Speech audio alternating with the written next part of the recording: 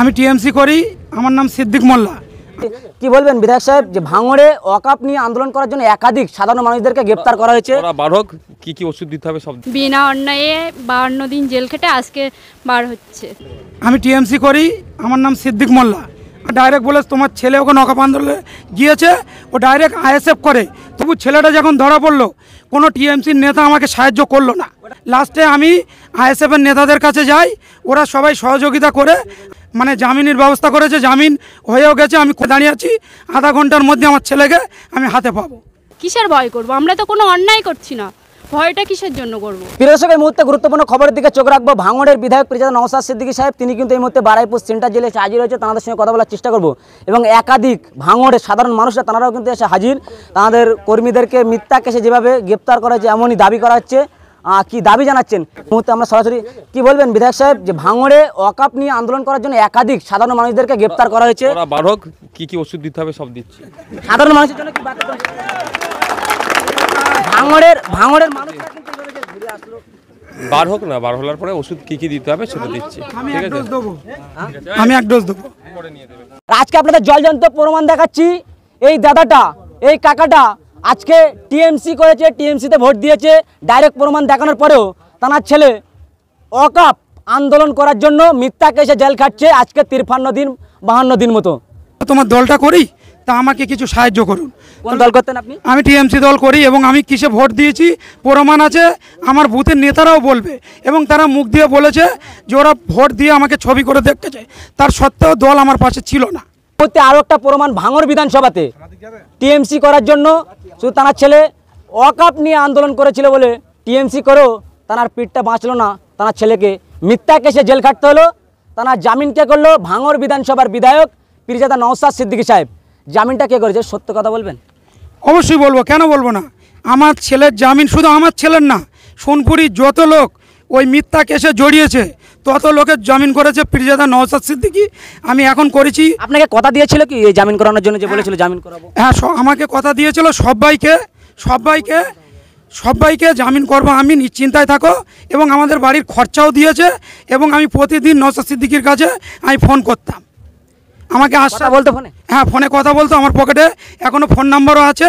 এখনও কথা বললাম, বললো 1 ঘন্টার মধ্যে আসছি, ছেলে বার হলি তোমরা হাসি মনে নিয়ে বাড়ি চলে যাবে।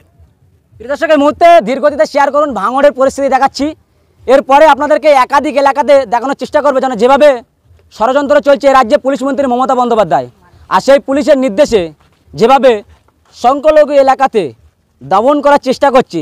আর এটা ভাঙড়ের মাটি, জানেন নওশাদ সিদ্দিকী সাহেবের শক্ত ঘাঁটি আরও একবার প্রমাণ দেখিয়ে দিয়েছে। কারণ টিএমসি নেতা হওয়ার সত্ত্বেও তার ছেলেকে মিথ্যা কেসে জেল খাটতে হচ্ছে ওয়াকআপ আন্দোলন করা নিয়ে। এই মুহূর্তে একাধিক মানুষেরা তাদের সঙ্গে কথা বলার চেষ্টা করব এবং অবশ্যই আপনারা ধীরগতিতে শেয়ার করুন। আরও কি রিপোর্ট উঠে আসছে বারাইপুর সেন্টার জেলের সামনে আপনাদেরকে দেখানোর চেষ্টা করব আইএসএফ বাংলার পর্দায়। আমাদের এনারা জামিন পাচ্ছে তার জন্য। হ্যাঁ, কি বলবেন, কিসের জন্য ওয়াকআপ নিয়ে কি আন্দোলন করার জন্য গ্রেফতার হয়েছিল? হ্যাঁ, বিনা অন্যায়ে 52 দিন জেল খেটে আজকে বার হচ্ছে। খুশি। এই যে জেল খেটে, যে অনেকে বলেন যে জেল খাটলে তাদেরকে অনেকে ঘৃণা করে, এই যে আপনারা মহিলারাও এসেছেন এবং একাধিক সাধারণ মানুষরা, কিসের জন্য ঘৃণা করব? আমাদের মানে লোকেরা তো কোনো অন্যায় করেনি না, তার জন্য মানে ন্যায়ের প্রতি করে আজকে জেল খাটছে বিনা অন্যায়ে। তা এতে আবার কি আছে ঘৃণা করার? লড়াই জারি থাকবে?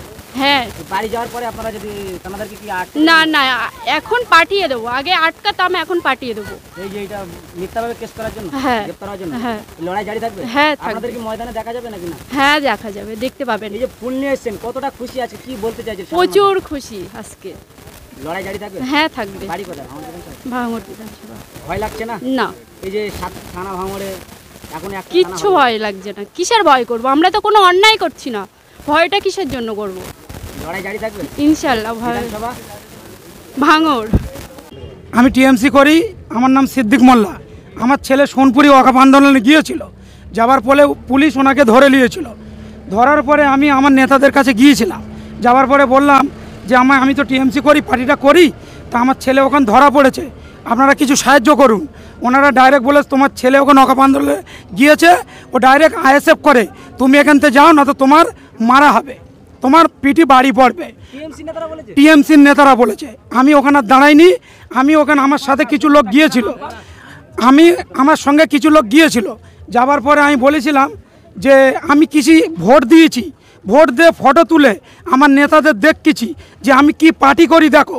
তবু ছেলেটা যখন ধরা পড়লো, কোনো টিএমসির নেতা আমাকে সাহায্য করলো না। ওটা কোন বিধানসভা? ওটা আমাদের ভাঙড় বিধানসভা, ভাঙড় 2 নম্বর ব্লক, ভাঙড় 2 নম্বর ব্লক, ভাঙড় 2 নম্বর ব্লক। আমাকে টিএমসির নেতারা কোনো সহযোগিতা করলো না।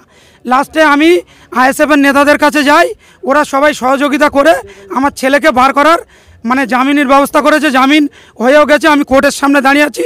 আধা ঘন্টার মধ্যে আমার ছেলেকে আমি হাতে পাবো। কতটা খুশি এই যে আইএসএফের বিধায়ক যে প্রতিশ্রুতি দেয়, বাকি তারা বলেন যে আমরা বাড়ি ফিরে নিয়ে আসবো, যেটা দাবি করে সে দাবি সাকসেসফুল। এখন বোঝা যাচ্ছে আইএসএফ যেটা বলে সেটাই করে, এটা মিথ্যা না, এটা সত্যি। আমি নিজে আমি প্রমাণ পেলাম। আমি যে পার্টি করেছি, যে পার্টির সাথে লড়েছি, যে পার্টির হয়ে ঝান্ডা মেরেছি, সে পার্টির কাছে গিয়েছি, সে পার্টি আমাকে বলেছে তোমার কোনো ছেলের সম্পর্ক বললে তোমার কোনো সহযোগিতা করবো না, ঠ্যাঙাবো, ডাইরেক্টলি বলে দিয়েছে। জি, আপনার নাম? আমার নাম সিদ্দিক মোল্লা। না, এটা সত্যি, মানে ওদের তো আর জাত বিচার নেই, ওদের হচ্ছে এটা হুইপ জারি করা।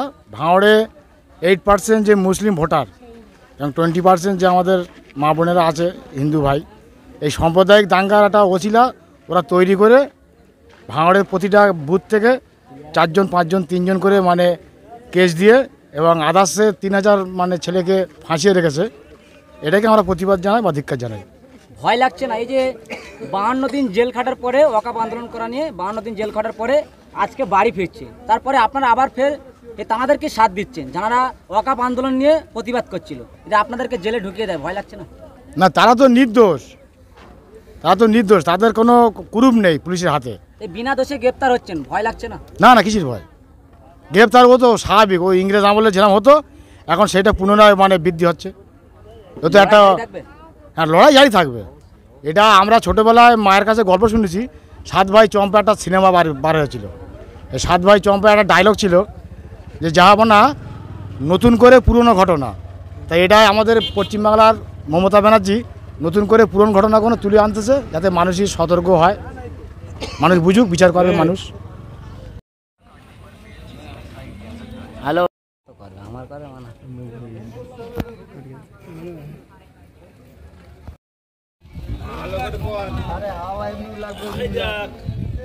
ভিডিও ভালো করলে সব মুখের ছবি ভালো করলে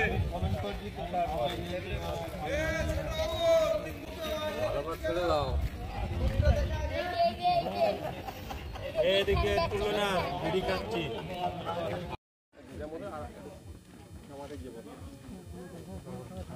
চলো ওই সাইড, চলো ওই সাইড, টুকটুক করে হোক।